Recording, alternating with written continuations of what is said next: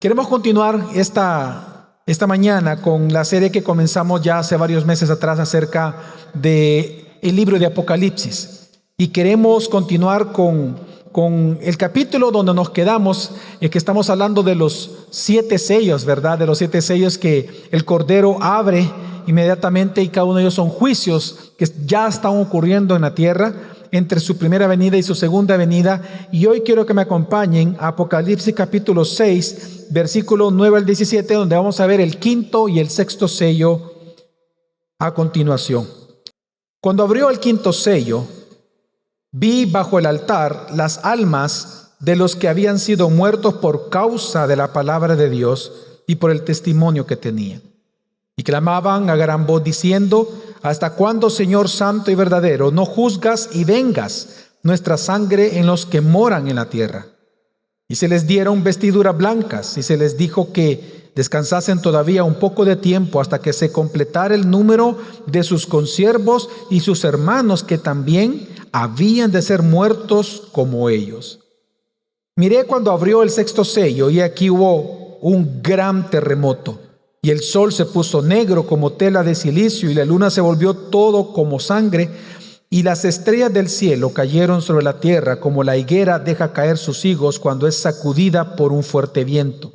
Y el cielo se desvaneció como un pergamino que se enrolla, y todo monte y toda isla se removió de su lugar. Y los reyes de la tierra, y los grandes, los ricos, los capitanes, los poderosos, y todo siervo y todo libre, se escondieron en las cuevas y entre las peñas de los montes. Y decían a los montes y a las peñas: caed sobre nosotros y escondednos del rostro de aquel que está sentado sobre el trono y de la ira del Cordero, porque el gran día de su ira ha llegado. ¿Y quién podrá sostenerse en pie? La historia de la iglesia, hermanos, está escrita no con tinta, sino con sangre. Y me refiero a la sangre de los mártires. Desde la sangre de Abel en el capítulo 4, cuya sangre clamó desde la tierra, hasta los decapitados que vamos a leer en el capítulo 20 de Apocalipsis, todos los cristianos han conocido la hostilidad que hay en el mundo. En la Biblia solo hay 4 capítulos en donde la sangre no la ha manchado. 4 capítulos nada más. Capítulo 1 y 2 de Génesis, y los últimos 2 capítulos de toda la Biblia, 21 y 22 de Apocalipsis. De todos los capítulos de la Biblia hay sangre. Y es que no vamos a negar, hermanos, que la historia de la iglesia se escribe con sangre. En este momento, por ejemplo, que nos encontramos aquí, hoy domingo, cristianos están muriendo en lo secreto, escondidos en sótanos, en campos de prisioneros, y todo por amar a Cristo. De hecho, no podemos olvidar aquellas palabras del apóstol Pablo cuando nos dice en 2 Timoteo 3:12: todos los que quieren vivir piadosamente sufrirán persecución. Todo aquel que quiere vivir para Dios va a tener que sufrir. Y el libro de Apocalipsis no maquilla esta realidad. El libro de Apocalipsis ni siquiera la esconde. El libro de Apocalipsis no nos ofrece un cristianismo cómodo o un cristianismo libre de problemas. De hecho, el libro de Apocalipsis le habla a una iglesia perseguida, tentada a pensar que su sufrimiento es prueba de que Dios quizás la ha olvidado. Y es que no podemos evitar, hermanos, cuando estamos sufriendo, ser tentados en pensar de que tal vez estamos sufriendo porque Dios nos ha rechazado o porque Dios nos ha desechado. Pero eso no es lo que nos habla Apocalipsis. El mensaje de hoy, de esta mañana, en el texto que acabamos de leer, el mensaje del Espíritu Santo es claro y es poderoso, hermanos. Cristo reina. Y Cristo reina y gobierna de tal manera que hasta la muerte de sus santos está bajo su control soberano. Y va a haber un día, el sexto sello, en donde la justicia de Dios será plenamente revelada y ejecutada, cuando la ira precisamente del Cordero caiga sobre todos sus enemigos, incluyendo los enemigos de su pueblo, de sus santos, que hoy en día nos están persiguiendo a todos nosotros. Los capítulos 6 y 7 que estamos leyendo actualmente en Apocalipsis, tenemos que recordar, hermanos, que los sellos, así van a ser las copas y así van a ser las trompetas.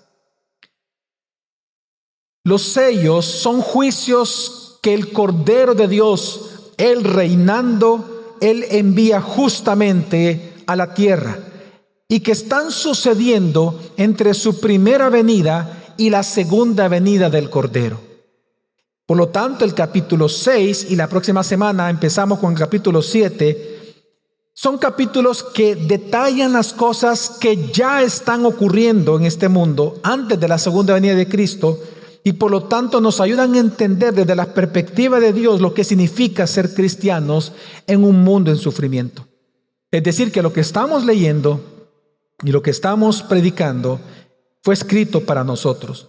Y es que tenemos que recordar, hermanos, también otro detalle importante, es que los sellos no son eventos o fases sucesivas, sino una imagen completa de lo que Dios está haciendo por nosotros y para nosotros. Es decir, los sellos no se interpretan como que hay que esperar que termine el primer sello y luego entonces aparece el segundo jinete.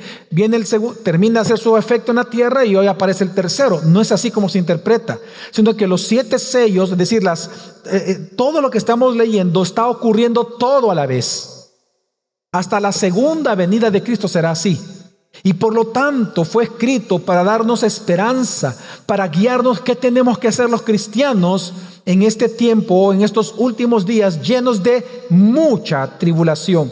Por ejemplo, hemos visto hace 2 semanas que aunque los 4 jinetes del Apocalipsis están cabalgando hoy en día sobre nosotros en toda la tierra, aún así no nos pueden vencer, porque la Biblia lo que nos enseñó y lo que nos enseña es que en Cristo somos más que vencedores. Y que es cierto, vamos a sentir los efectos, claramente vamos a ver las cosas que están ocurriendo y algunas veces vamos a sufrir alguna de estas cosas, pero no nos damos por vencido, porque somos victoriosos y estamos en Cristo Jesús.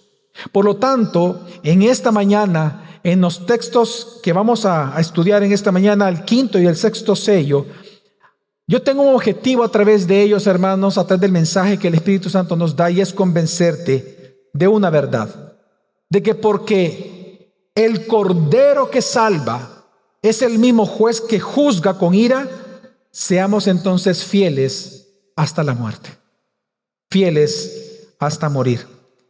Este texto yo lo he dividido en 3 partes. Y la primera de ellas que quiero que veamos es la realidad de los mártires que encontramos nosotros acá en la Escritura. Acompáñenme al versículo 9, una vez más, dice así la palabra del Señor.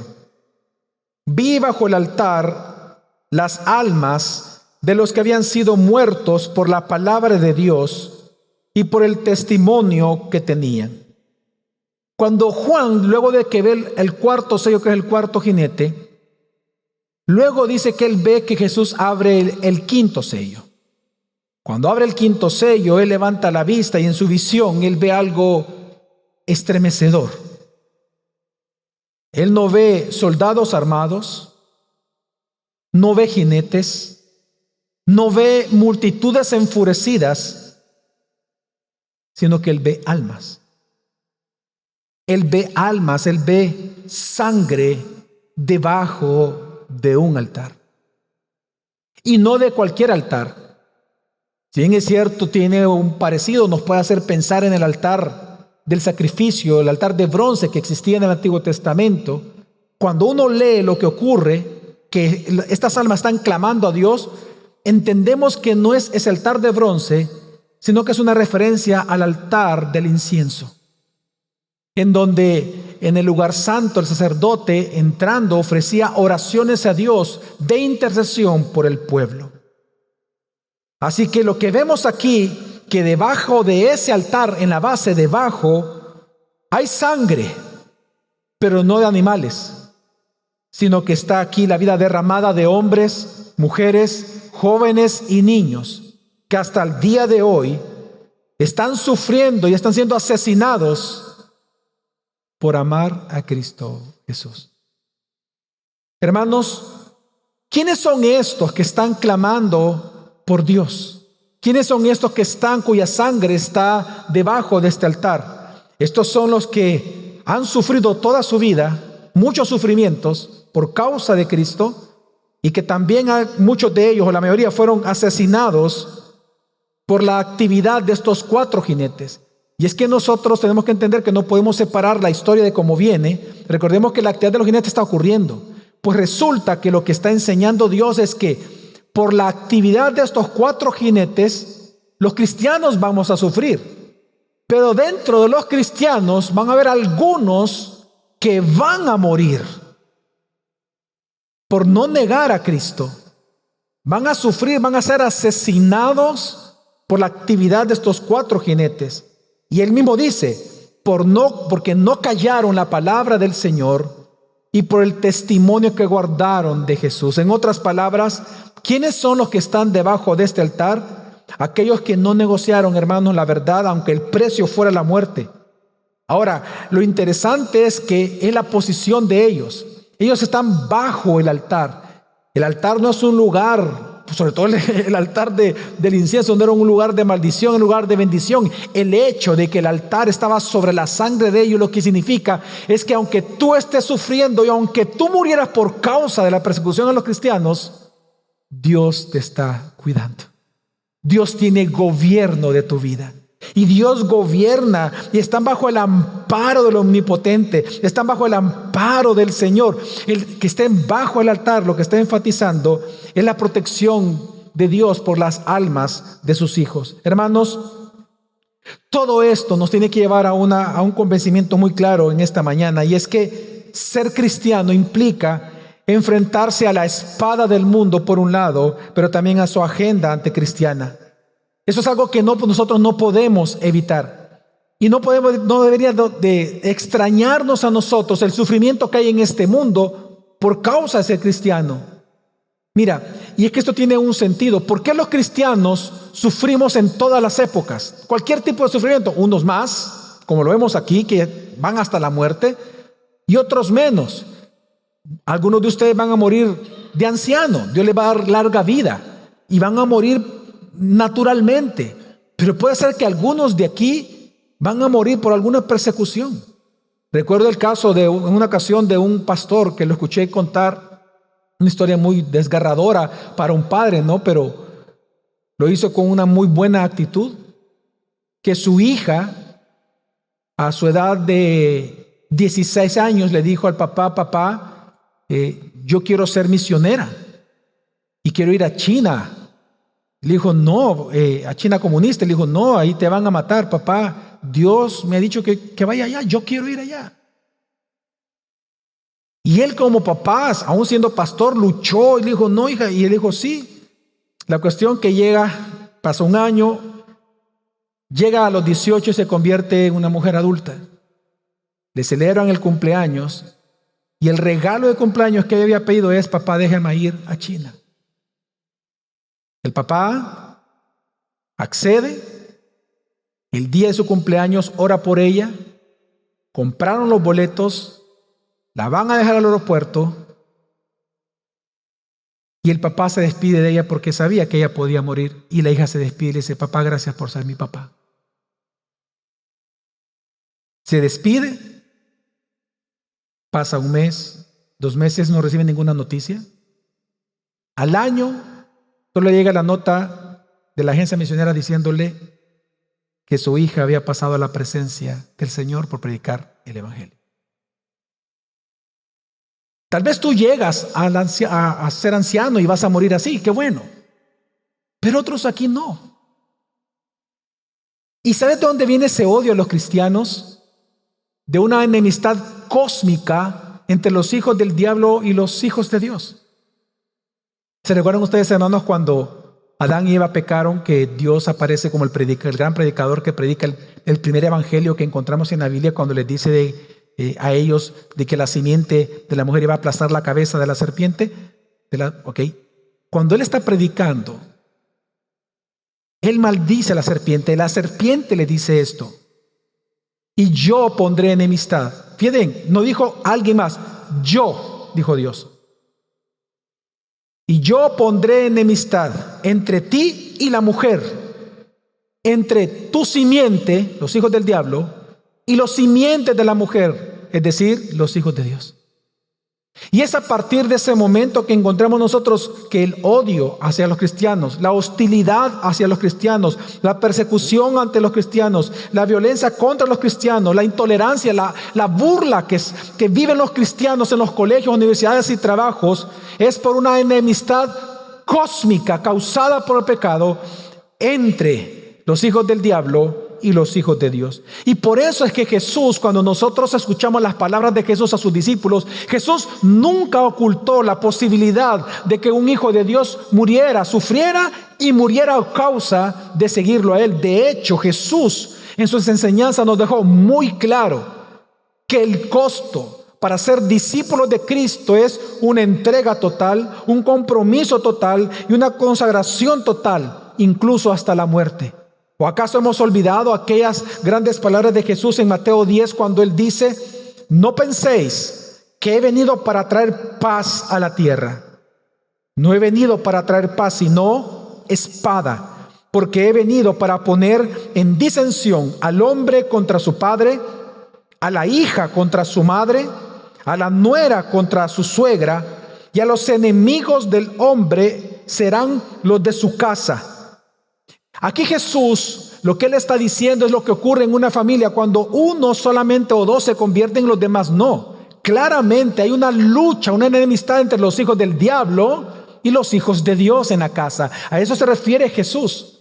Y por eso entonces Él agrega: el que ama a padre o madre más que a mí, no es digno de mí. El que ama a hijo o a hija más que a mí, no es digno de mí. Y el que no toma su cruz y sigue en pos de mí, no es digno de mí. Es decir, Jesús mismo está detallando que ser cristiano implica sufrir y morir. El 39 dice: el que haya su vida, la perderá. Y el que pierde su vida por causa de mí, la hallará. Y hermanos, es lo que vemos hoy. En esencia, ser cristiano es un llamado a vivir como mártires. Ya sea que vas a morir literalmente por causa de tu amor por Cristo, o que vas a tener que morir todos los días, como dice Romanos 12:1, presentando tu cuerpo como sacrificio vivo, santo, agradable al Señor. Hermanos, ser cristianos, ser creyentes, es entregar nuestra vida a muerte todos los días de nuestra vida. Ejemplo, Daniel. Daniel fue enviado al foso de los leones porque no dejó de orar. Pablo fue perseguido, azotado, encarcelado, golpeado, muchas veces torturado, apedreado, dejado como muerto por amor a Cristo.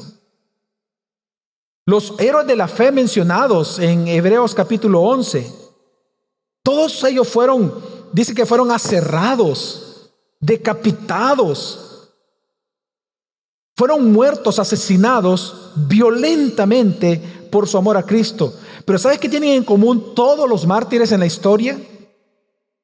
Que mientras sufrían, como dice Pablo, el amor de Cristo los constriñó, los apretó de tal manera que ellos decían: si Cristo murió por mí, entonces debo de vivir para Él.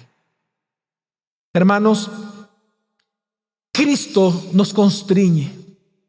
Cristo nos constriñe cuando estamos en sufrimiento, diciéndonos a nosotros y consolándonos: si Cristo murió por mí, ¿por qué no yo por Él? Si Cristo murió por mí, ¿por qué no voy a dar mi vida por Él? Hoy, en el instante en que estoy predicando y tengo este privilegio inmerecido, millones de hermanos nuestros, no cientos de miles, millones de hermanos nuestros, en este instante están en secreto adorando a Dios. Algunos están escondidos en cuevas, otros están escondidos en casas, otros en ciudades y edificios abandonados, todo por adorar a Dios, porque saben que tienen que reunirse en el día del Señor para alabarlo como una comunidad. En este instante, niños y niñas Están siendo raptadas como esclavas sexuales y esclavos sexuales por el Estado Islámico. Y estoy hablando de niños y niñas, hijos de creyentes, de cristianos. En Irak y en todas esas regiones, el Estado Islámico, una de las maneras que ocupa para tratar de convencer a los hombres y mujeres de abandonar el cristianismo es raptando y violentando sexualmente a sus hijos en nombre de Alá. Otros están siendo degollados en este momento. ¿Sabe usted que en este último siglo ha habido más asesinatos de creyentes que en los últimos 19 siglos todos juntos atrás? Si usted piensa que el cristiano está siendo perseguido, hermano, quitemos la venda de nuestros ojos. Tal vez usted no está siendo perseguido de esa manera, aún. Y sé por qué se lo estoy diciendo, aún. Pero algunos están siendo perseguidos en sus trabajos. Tal vez no te han dado más trabajo, o no te han aumentado, o no te hacen participar de ciertos grupos, de ciertos proyectos, porque saben que tú le vas a aguar la fiesta. Porque saben de que tú vas a decir, no podemos sobornar, no podemos pagar, no podemos recibir ese dinero. Otros tal vez por ser cristianos están siendo sacados de política, sacados de ciertas reuniones, de ciertas profesiones, o tal vez por ser cristiano tú estás siendo ridiculizado en tu casa. Y mira, ¿y para qué vas a la iglesia si siempre tienes las mismas actitudes? Por un lado, por un oído te entra y por el otro te sale. ¿Para qué vas? A darle el diezmo al pastor vas. A darle tu pisto, que te lavan el cerebro. Y todo el tiempo te están bombardeando. Pero ¿sabes por qué? A pesar de todo esto, la iglesia continúa. Porque el amor de Cristo nos constriñe en que si Cristo murió por nosotros, entonces vivamos para Cristo. Por eso la iglesia continúa. Por la obra del Espíritu Santo en cada uno de nosotros. Pues hermanos, precisamente este quinto sello está escrito para mostrarnos que el sufrimiento de los santos y aún la muerte de sus mártires, todo está controlado por el Cordero. Y precisamente es ese sufrimiento, ese tu sufrimiento, ese constreñimiento de tu amor por Cristo que se vuelve más fuerte. Entre más te presionan, se vuelve más fuerte, y entre más te hostigan, más firme se vuelve tu fe. Es a través de eso que el evangelio es que va avanzando y siempre ha avanzado en el mundo. ¿Y sabes por qué es así? Porque ese es el camino que recorrió nuestro Señor Jesucristo. Para estar ahora en un estado de gloria, tuvo que haber estado primero en un estado de humillación. Para vencer, tuvo que ser derrotado. Para gozar, tuvo que sufrir. Para resucitar, tuvo primero que morir. Y es que el reino de Dios así avanza. El reino de Dios no fue establecido sino por la muerte y el sufrimiento del Cordero. Y por lo tanto, nosotros no podemos esperar otra cosa. La razón por la cual los cristianos sufren y sufrimos los cristianos es precisamente porque el Cordero sufrió. Y mira, yo te le digo una cosa, de verdad, hermanos. Yo sé que algunos no están siendo perseguidos, pero todo sufrimiento tuyo o es una ofrenda de adoración a Dios, o tú lo vuelves como algo contrario a ti mismo. Pero ante los ojos de Dios, el sufrimiento de un cristiano es una ofrenda. Por eso está debajo de un altar la sangre de los mártires, porque es una ofrenda. Mira,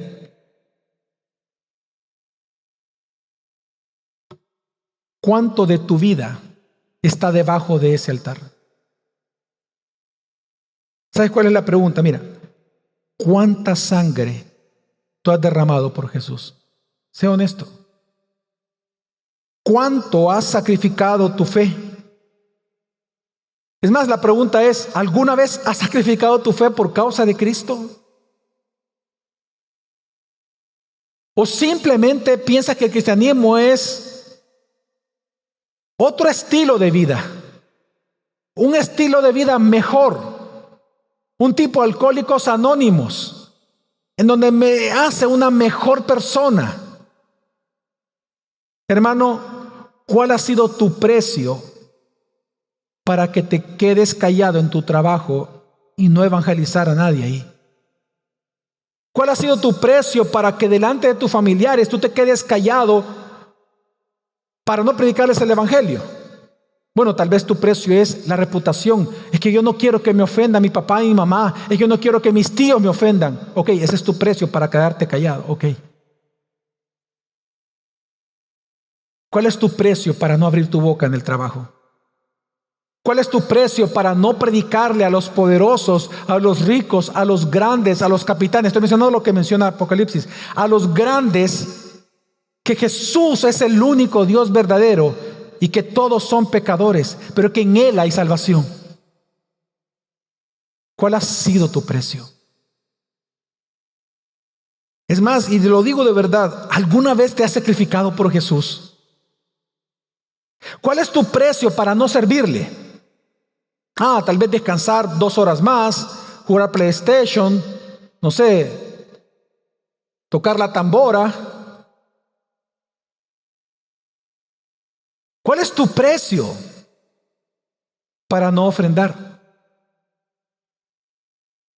Es que voy a comer más tacos. Ok, es tu precio. No, que es porque necesito pagar la matrícula de los niños. Ok, ese es tu precio para no ofrendar. Ok. ¿Cuánto te vas a sacrificar por Cristo? Déjame darte un ejemplo. ¿Te acuerdas por qué murió Abel? ¿Por qué fue asesinado por Caín? Bueno, obviamente Caín tuvo celos de que la ofrenda de Abel fuera aceptada por Dios, mas la ofrenda de Caín no fue aceptada por Dios. Ahora, ¿qué fue lo que Dios vio? ¿La ofrenda? No, Dios vio el ¿qué? El corazón. El corazón de Caín era malvado y lo manifestó matando a su hermano. Perfecto. Ok. Pero pensemos por un momento en Abel. Te quiero hacer una pregunta, iglesia. Si Abel hubiera sido avisado por Dios, Abel, si me das tu ofrenda, si tú me adoras con la ofrenda, vas a morir. ¿Ustedes creen que Abel aún así hubiera ofrendado al Señor? Hermanos, ¿hubiera ofrendado al Señor? Sí. Él es un mártir. El primer mártir de la historia. ¿Cuál fue el precio que él pagó para testificar de Dios? Su sangre. ¿Sabe por qué digo esto? Porque la pregunta es, ¿y tú? ¿Por qué no ofrendas? ¿Por qué no diezmas? Pero bien dice que Dios te prospera. Vendiste una propiedad, pero al Estado le pagas el 10% sobre la ganancia de capital, pero a Dios no le das nada entonces. Pero tú dices que Dios te prospera. Te aumentaron el salario, pero no das a Dios. Tienes inversiones, ingresos pasivos, pero no se lo das al Señor. ¿Cuál es el precio de tu adoración a Dios? De no adorar. ¿Sabes cuál es el llamado, hermanos? No negocies la verdad aunque te cueste la vida, aunque te cueste tu comodidad o tu propia reputación. ¿Sabes cómo tú puedes medir tu fidelidad a Cristo? Por lo que tú estás dispuesto a perder por Él. Tu fidelidad a Cristo se mide por lo que estás dispuesto a perder por Él. ¿Y por qué digo esto? Porque es lo que hizo Jesús, lo vemos en Cristo. Él dice que Él no escatimó el ser igual a Dios como cosa a la cual aferrarse para no ir a morir. Él no escatimó el ser igual a Dios, porque Él perfectamente por hecho, pues yo soy Dios, ¿por qué tengo que morir? Soy Dios. Él no escatimó el ser igual a Dios, sino que por ser fiel a su Padre, se despojó a sí mismo, vino a la tierra, tomó forma de hombre, y estando en la condición de hombre, se humilló a sí mismo para ser fiel hasta la muerte, y muerte de cruz. Por eso es que te estoy diciendo que la fidelidad de tu fidelidad a Cristo se mide por lo que estamos dispuestos a perder por Él. Y es lo que nos enseña este texto. Pero hay una segunda cosa que nos enseña, es que este texto no solamente nos manifiesta la realidad de los mártires, sino que también nos muestra cuál es el clamor que ellos les hacen a Dios. Y el clamor es que Dios vindique o defienda su nombre. Quiero que me acompañen, hermanos, al versículo 10. Aquí vemos que la escena cambia. Lo que ahora ve Juan es que estos santos, ahora muertos y están en la presencia de Dios, claman a Dios. ¿Y qué le claman? Versículo 10.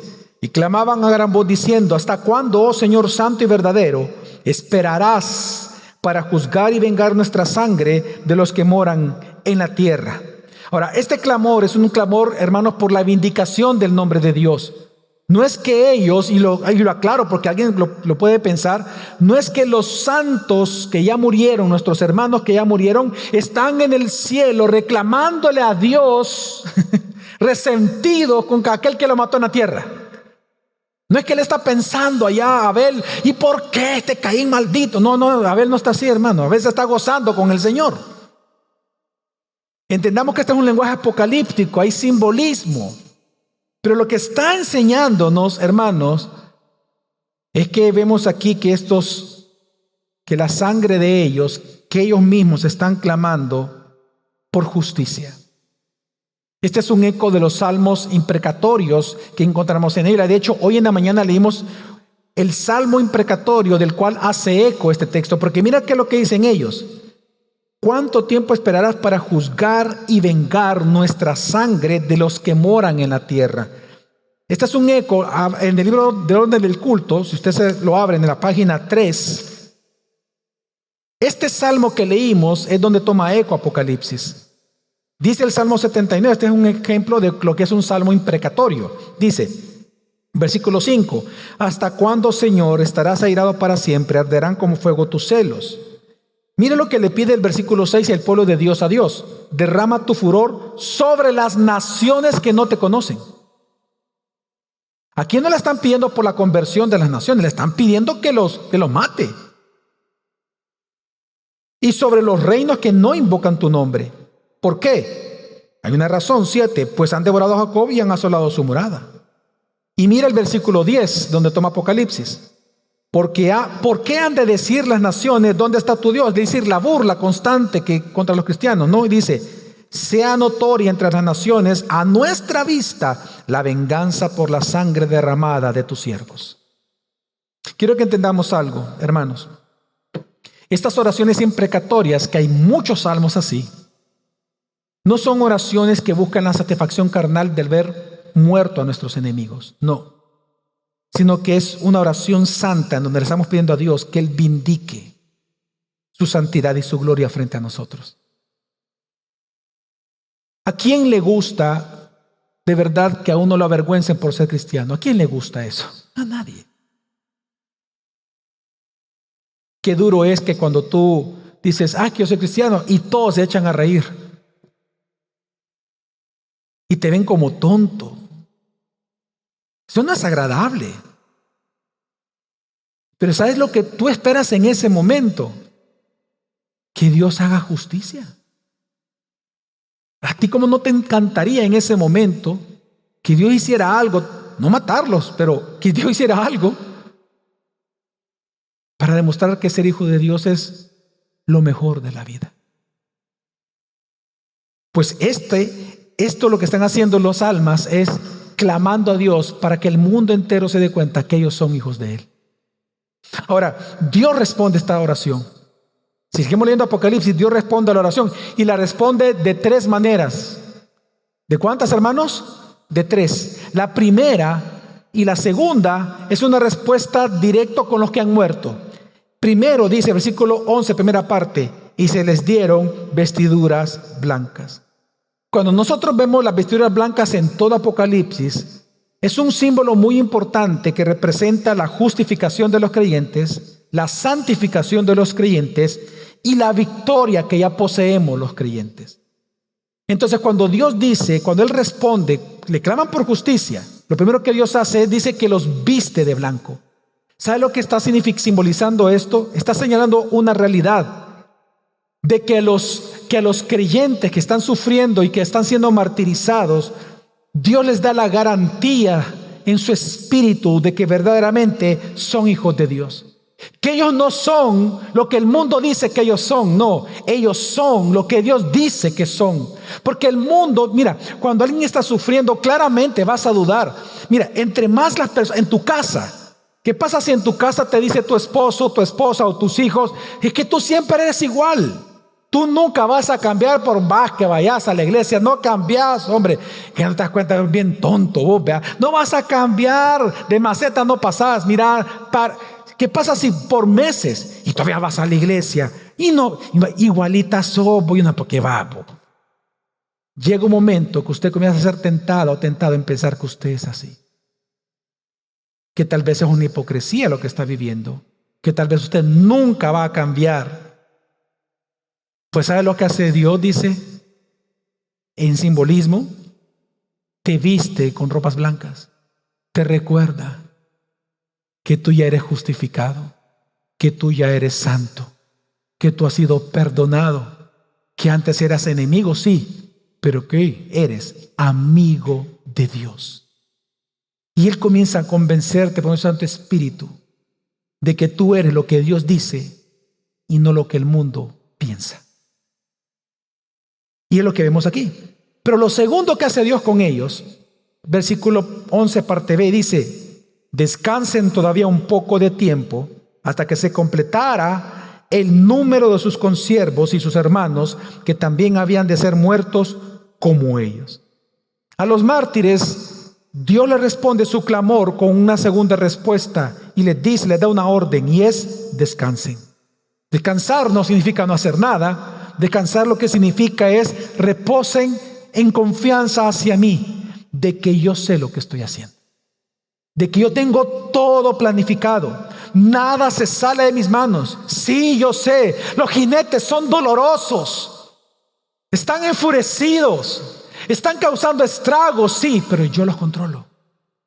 Sí, estás sufriendo desde congénito, desde tu nacimiento. Es más, vas a sufrir toda tu vida, pero yo controlo tu enfermedad, yo controlo tu sufrimiento. O sea, Dios lo que está diciendo es, descansa en mí, que yo tengo el control.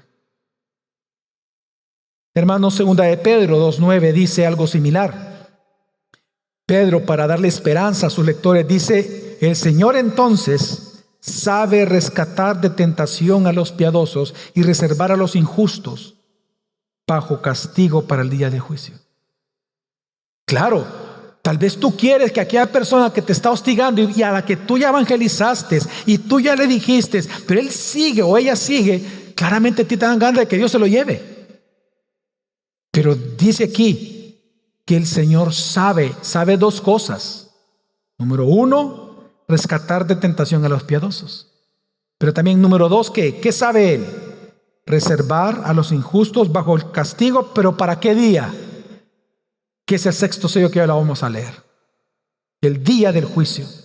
Así que lo que está diciendo Pedro es lo mismo que Jesús le dice a los mártires. Si Dios sabe todo esto, tú descansa. Tú siga adelante, hijo. Hija, siga adelante. Yo voy a juzgar todo a su tiempo. La prueba es para ti, no para ellos. Para ti, siga adelante. Yo recuerdo al pastor Adrian Rogers, no sé quiénes de ustedes lo miraban por televisión. ¿Quién se acuerda de él? ¿Quién lo vio? ¿Verdad? Sí.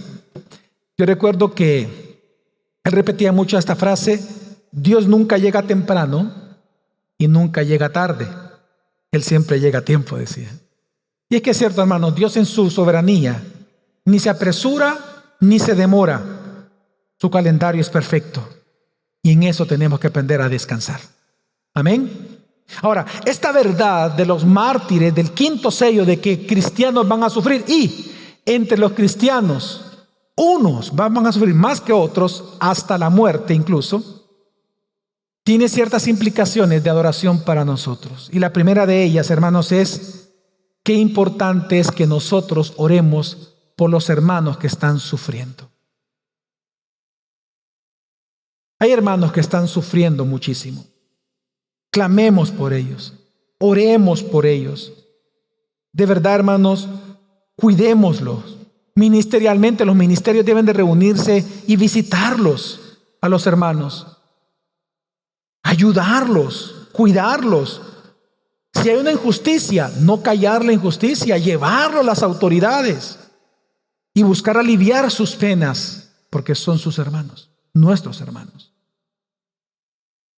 Pero, ¿qué pasa si tú eres el que está sufriendo? Bueno, este texto tiene 3 implicaciones fuertes en tu vida. Número 1, si tú eres el que está sufriendo, número 1, hermano, clama a Dios. Ya te diste cuenta que cuando tú clamas por justicia, no es un grito de desesperación. Clamar por justicia es un acto de fe. Porque en lugar de tú tomar la justicia en tus manos, que tanto te gustaría hacer, se la estás dejando a Dios, porque de Él es la ira y la venganza. Amén, hermanos. Así que si tú estás sufriendo, clama a Dios. La segunda implicación para el que sufre en este texto es que debes de consolarte en la verdad de que tu sufrimiento, hermano, realmente es un ministerio de adoración a Dios. Yo no sé si ustedes notaron esto, hermanos, en el versículo. Y se les dieron vestiduras blancas. Y luego dice más adelante, descansen todavía un poco de tiempo. ¿Hasta cuándo ellos tenían que descansar? Hasta que se completare el número de sus consiervos y sus hermanos. Pero ¿quiénes de entre todos los cristianos hay que esperar que se complete el número de ellos? Que también habían de qué, hermanos. Es decir, vean una cosa.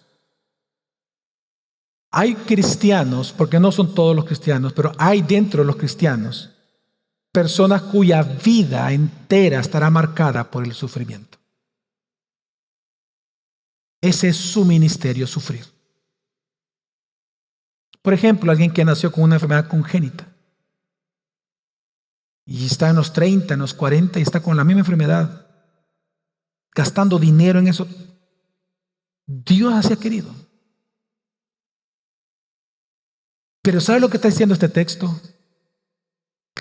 Que Dios lo ve. Y lo ve como una ofrenda porque está en un altar. Su vida es preciosa a los ojos de Dios. Porque estos cristianos, por eso son cristianos, ellos hacen 2 cosas. 1, no se quejan. Ellos han aprendido tanto a sufrir que en lo que ellos son consolados por Cristo, consuelan a sus familiares. Y ellos son un bastión en sus hogares de fe, de cómo hay que adorar al Señor a pesar de las circunstancias. Estas personas están sufriendo durísimo. Imagínense a alguien con cáncer, no sé, o alguien que toda la vida ha estado sufriendo con algo especial, un problema de corazón, no sé, de estómago, riñones.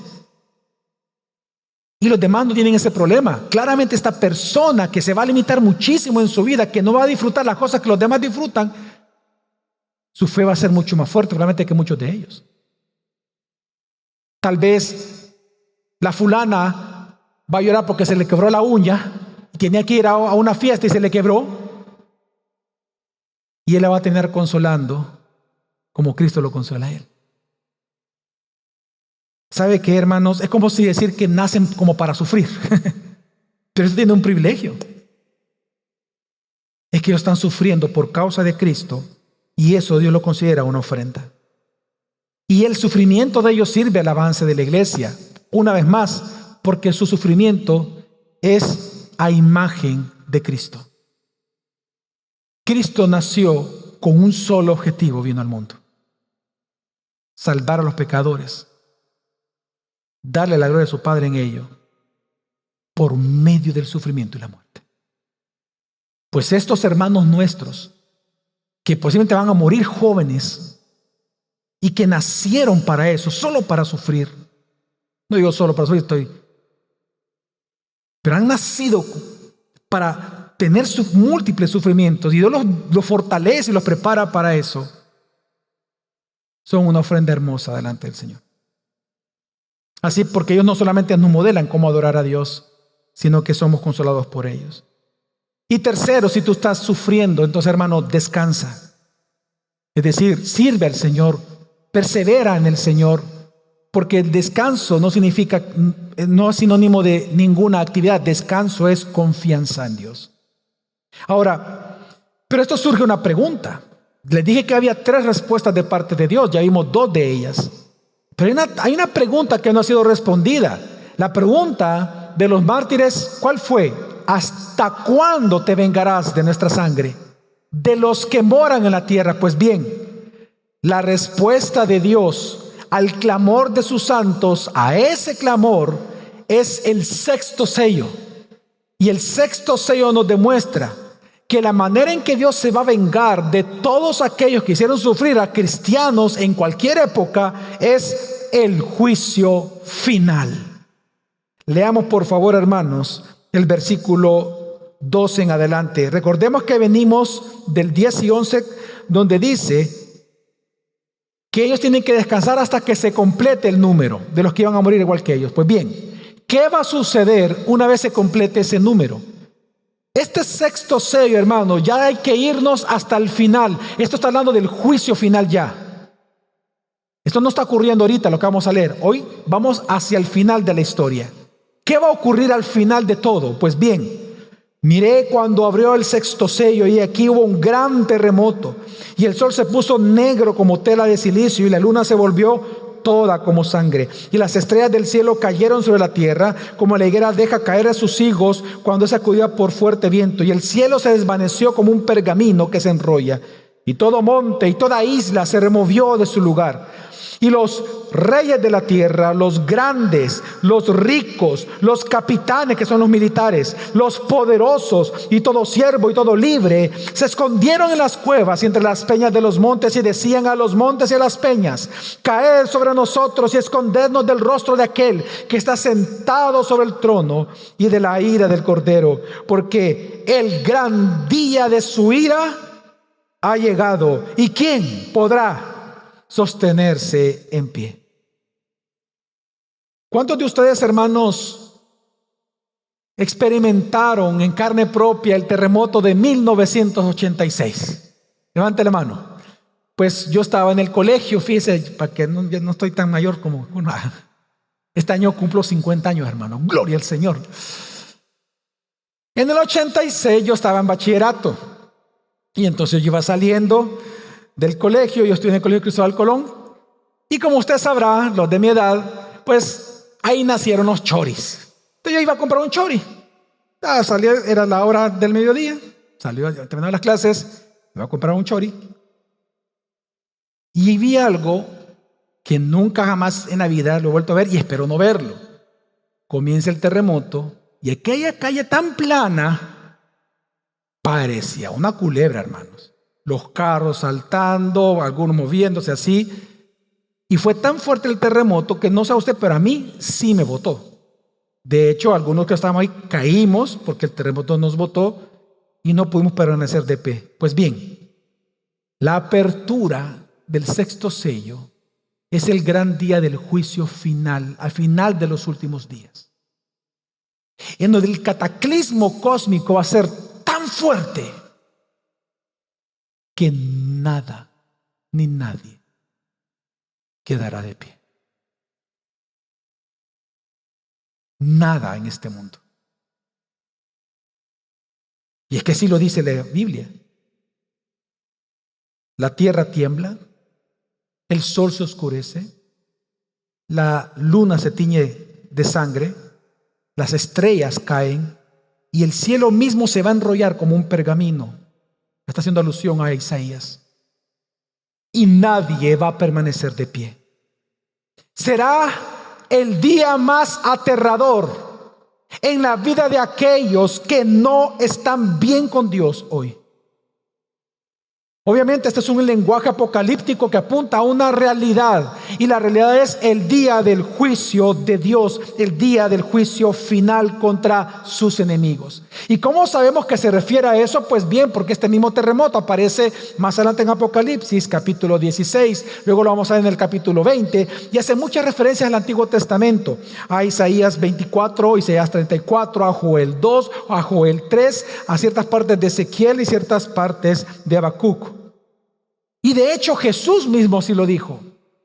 Jesús en Mateo 24 dice, 20, 21 a 30, pero inmediatamente después de la tribulación de estos días, hoy en día estamos en los tiempos de la tribulación. De la primera venida y la segunda venida son tiempos de tribulación. Eso es lo que nos están explicando los sellos, las copas y las trompetas. Muy bien. Inmediatamente después. ¿Cuánto tiempo, hermanos? No 1000 años. No. Inmediatamente después de la tribulación de esos días, el sol se oscurecerá, la luna no dará su luz, las estrellas caerán del cielo y las potencias de los cielos serán sacudidas. Entonces aparecerá en el cielo la señal del Hijo del Hombre, y entonces todas las tribus de la tierra harán duelo y verán al Hijo del Hombre que viene sobre las nubes del cielo con poder y gran gloria. Y las naciones harán duelo porque no querrán estar ante la ira del Cordero. La apertura del sexto sello nos habla, hermanos, del derrocamiento total de todos los poderes, gobernantes, movimientos y sistemas terrenales en la segunda venida de Cristo. Ese día, en la segunda venida de Cristo, todo poder, toda autoridad de la tierra y debajo de la tierra, es decir, toda autoridad de los infiernos, serán juzgados por su idolatría, por no querer adorar nunca a Jesús como el Cordero inmolado. Ahora, ya viste lo que ellos van a intentar hacer, ¿verdad? Dice que ellos van a intentar ¿qué? Huir de la presencia. Es más, ellos van a querer huir de tal manera que hasta le van a decir a las rocas que están cayendo: cúbrenos, cáenos, preferimos morir que enfrentarlo a Él.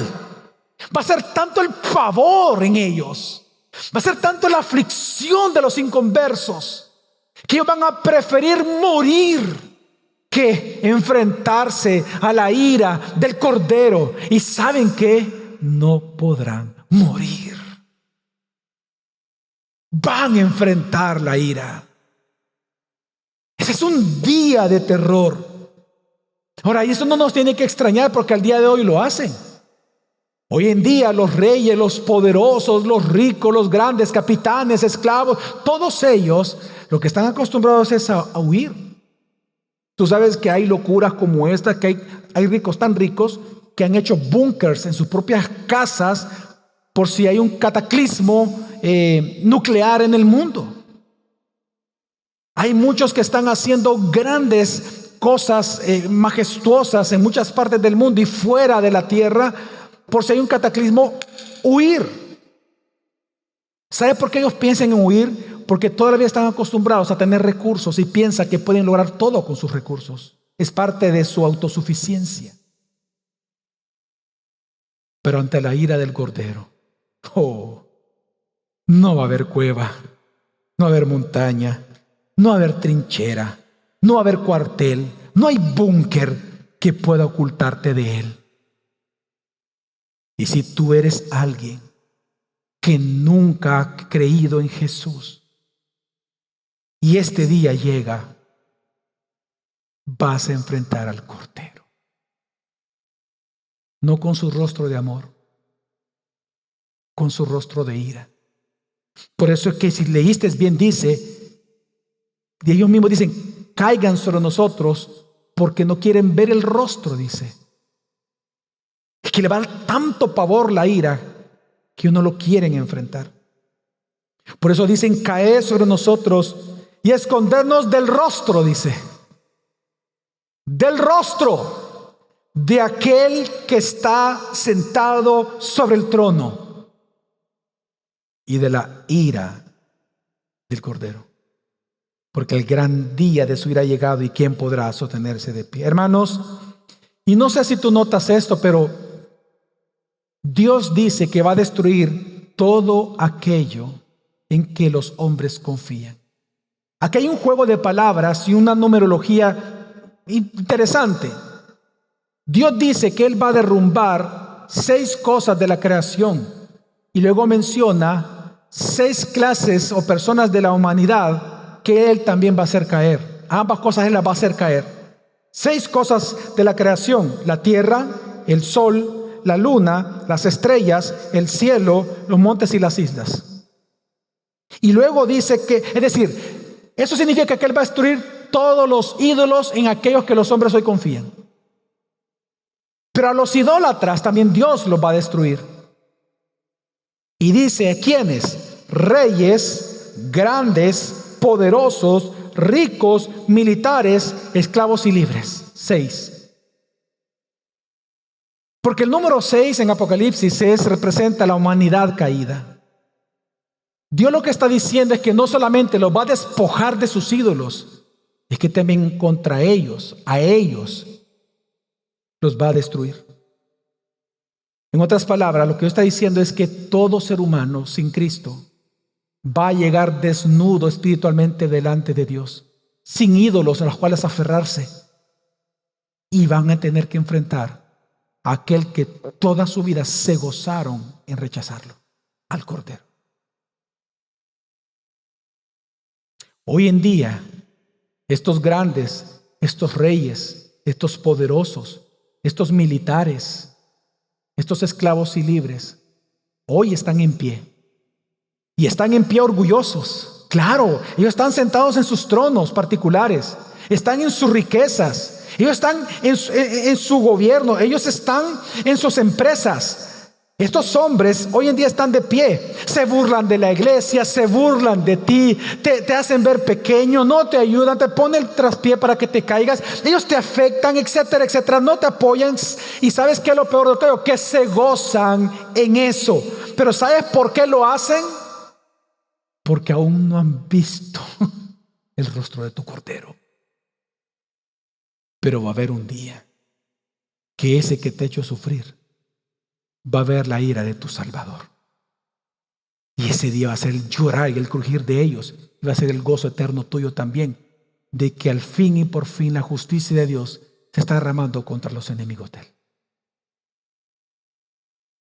Hoy están de pie porque no ven al Cordero, pero un día lo verán con ira en su rostro. Y ahí ellos caerán y clamarán. Es más, preferirán morir antes de seguir viendo la ira, pero no podrán. Hermano, y es que no hay nada más aterrador que ver el rostro amoroso del Cordero dado vuelta como ira contra nosotros. No hay peor cosa que eso.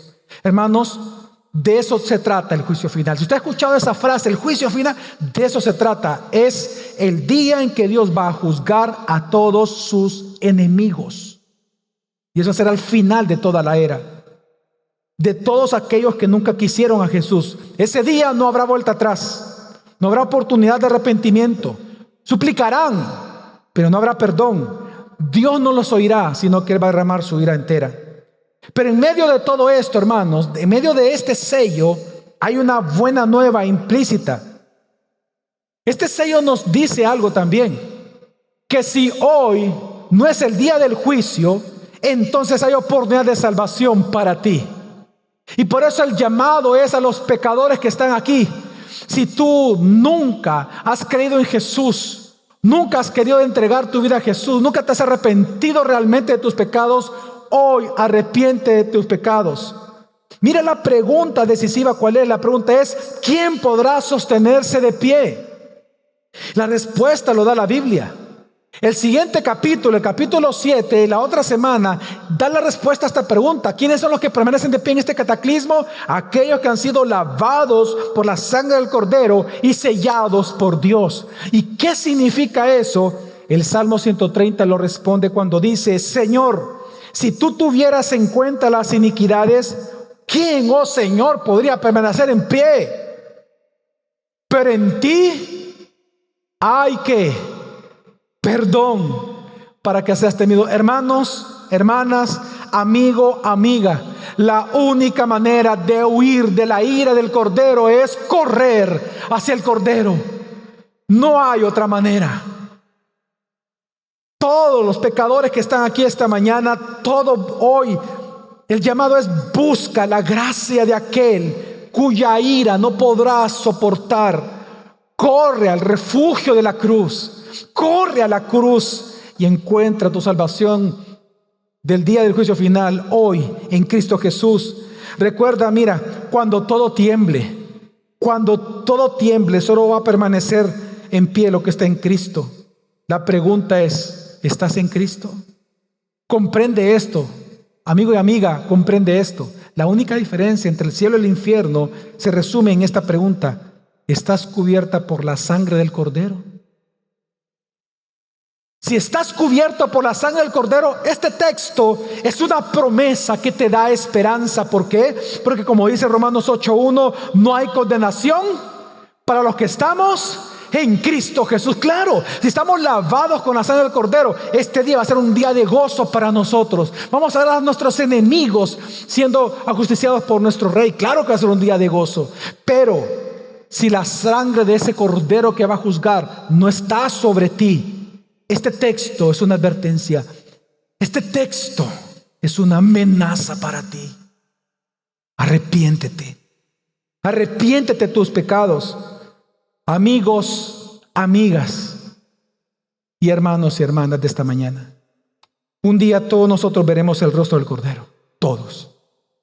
Y ese día o será el rostro de nuestro Salvador o será el rostro de nuestro juez.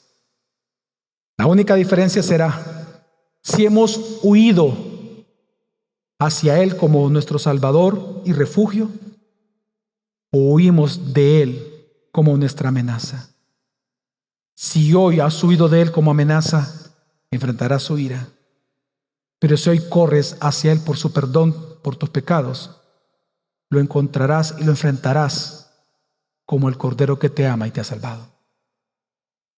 Por lo tanto, no pongas hoy tu esperanza en las cosas que Dios va a derrumbar.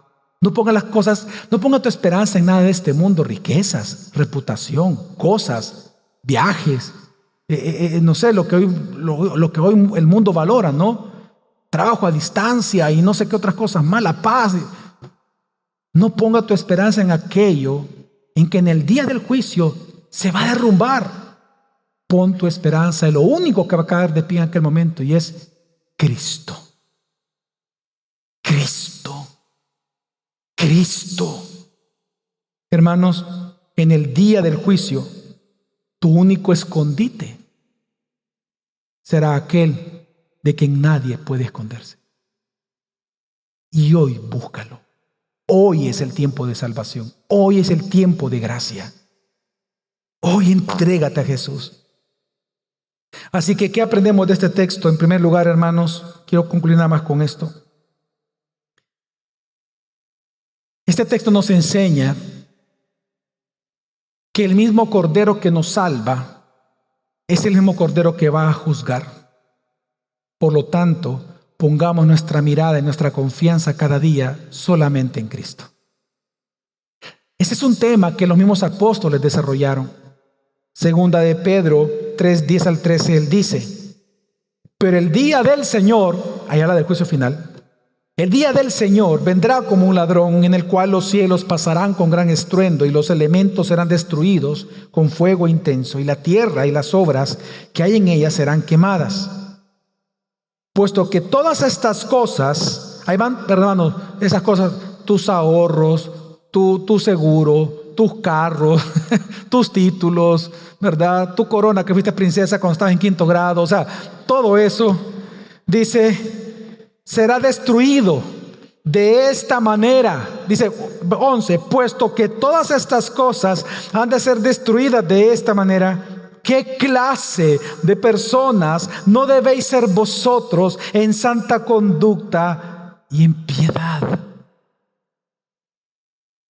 Esperando y apresurando la venida del día de Dios, en el cual los cielos serán destruidos por fuego y los elementos serán fundidos, se fundirán con intenso calor. Pero según su promesa, nosotros esperamos nuevos cielos y nueva tierra en los cuales morará la justicia.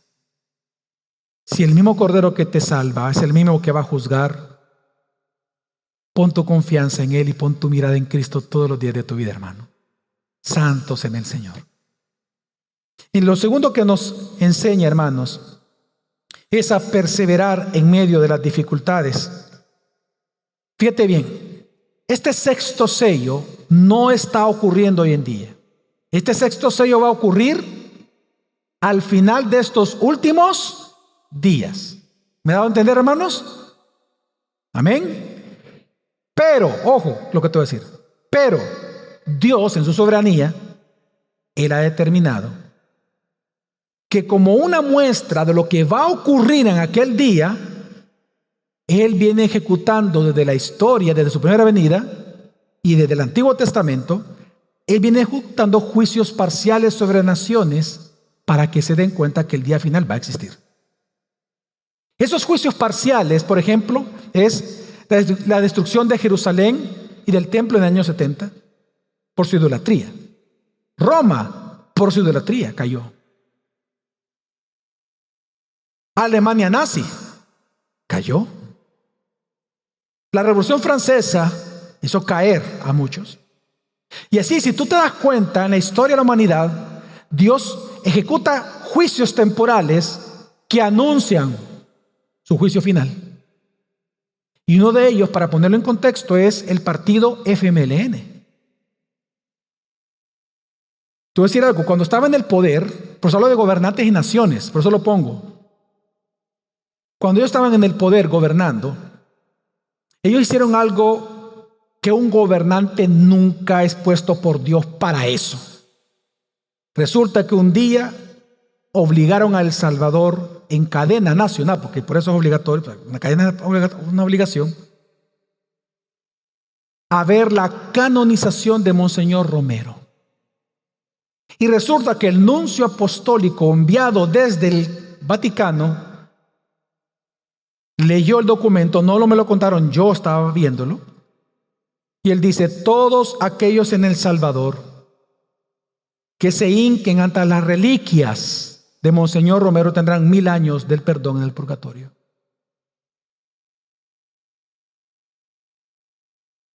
¿Sabe qué hizo los gobernantes que hicieron en ese momento? Lo mismo que hicieron los gobernantes del Antiguo Testamento cuando le dijeron a Israel, he aquí tu Dios, y le presentaron ¿un qué? Un becerro de oro. ¿Qué hizo Dios? Juicio. Porque están persiguiendo a su pueblo. Lo quieren confundir. Quieren que apostaten. ¡Pum! Muerte todos ellos. Derritieron el becerro, y el mismo oro con que habían hecho el becerro tenían que tragárselo. Así digo yo, tragárselo para que se quemaran y murieran.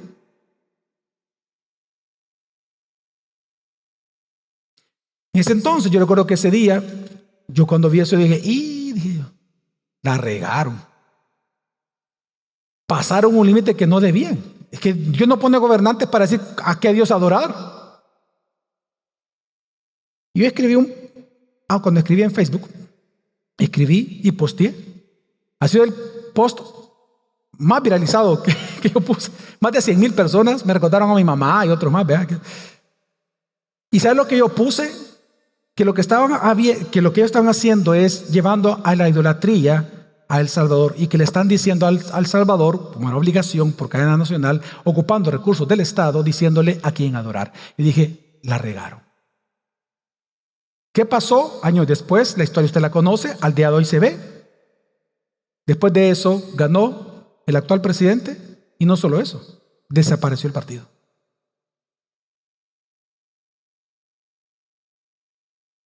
Dios es quien reina. Y nadie puede ver al Cordero la cara de bobo. El que toque a la niña de sus ojos, llamado la iglesia, y la quieran confundir, y la quieran violentar, el día del juicio final Dios lo hará. Pero Dios en su soberanía elige momentos en la historia de un país para dejar claro, en un juicio temporal sobre algunos, que ese juicio realmente va a existir. Ahora, pero esto también nos tiene que consolar a nosotros. Hermano, ningún sufrimiento en los cristianos es en vano. Amén. Sino que este texto nos enseña que todo sufrimiento cristiano es parte del plan soberano de Dios. Por lo tanto, hermano, si tú estás sufriendo, sé fiel hasta la muerte. Adora a tu Señor. Recibe con gracia ese ministerio que Dios te ha dado, el ministerio llamado sufrimiento por causa de Cristo. Por eso es que los puritanos, cuando alguien enfermaba de muerte, los puritanos llegaban y lo consolaban diciéndole: cuán grande privilegio Dios te ha dado hoy sufrir por causa de Cristo. Y qué privilegio ahora que tú sufres, que va a ser una consolación que nosotros no podemos consolar, no podemos recibirla, pero tú sí. Y qué privilegio para ti que pronto te nos vas a adelantar y tú primero, antes que nosotros, vas a ver a nuestro Señor. Tú estás sufriendo, levanta tu cabeza y dale gracias al Señor por este gran ministerio de adoración que Él te ha entregado a ti. Sé un buen ministro en esa área, para gloria de tu Señor. Y por último, hermano, a mis amigos, una vez más, arrepiéntete mientras todavía puedes arrepentirte. En mayo de 1980 y un poco antes, en los años 80, o sea, hace poco realmente, geólogos de Estados Unidos comenzaron a mandar alertas de que el monte Santa Elena en Washington iba probablemente a explotar muy pronto. Y se le dio una orden de que todas las personas alrededor tenían que salir y dejar sus casas porque su vida peligraba. Un hombre llamado Harry Truman, en honor al expresidente de los Estados Unidos de ese nombre, pero que era un cuidador de una finca, como ahí había vivido toda su vida, él decidió pues no acatar las órdenes. Los noticieros comenzaron a ir, de eso hay registro porque es un evento muy importante, que hay imágenes, entrevistas. Llegaron a entrevistar a las personas y resulta que se enteraron de un hombre que no quería abandonar. Lo entrevistan a él y él, galante, haciendo gala de su orgullo, dice: no, ¿qué saben los geólogos? Yo aquí he estado tanto tiempo, mira, esto no pasa nada, es normal, esto no va a explotar, nunca lo ha hecho, no es mentira. Y él decidió, hizo gala públicamente de que eso no iba a ocurrir. Pues bien, el 18 de mayo de 1980, el monte Santa Elena explotó. Y explotó de tal manera, fue tanta la fuerza, que las rocas y la lava se levantó hasta 16 kilómetros de altura. El fuego piroplástico bajó a una velocidad de más de 1000 kilómetros por hora. Las ondas de choque de la explosión viajó a la velocidad del sonido, tanto que en 250 kilómetros a la redonda levantó todos los árboles de todas las montañas alrededor. Obviamente, Harry Truman murió. La finca quedó a más de medio kilómetro abajo de tierra. Vio las señales, pero no hizo caso. Hermanos, hermanas, la Biblia dice: si oyes hoy su voz, no endurezcáis vuestros corazones. Hermano, refúgiate en Cristo antes de que sea demasiado tarde. Recuerda que la única manera de huir de la ira del Cordero es corriendo hacia el Cordero. Y por lo tanto, porque el Cordero que salva es el que juzga con ira, seamos fieles a Él hasta morir. Amén. Vamos a orar.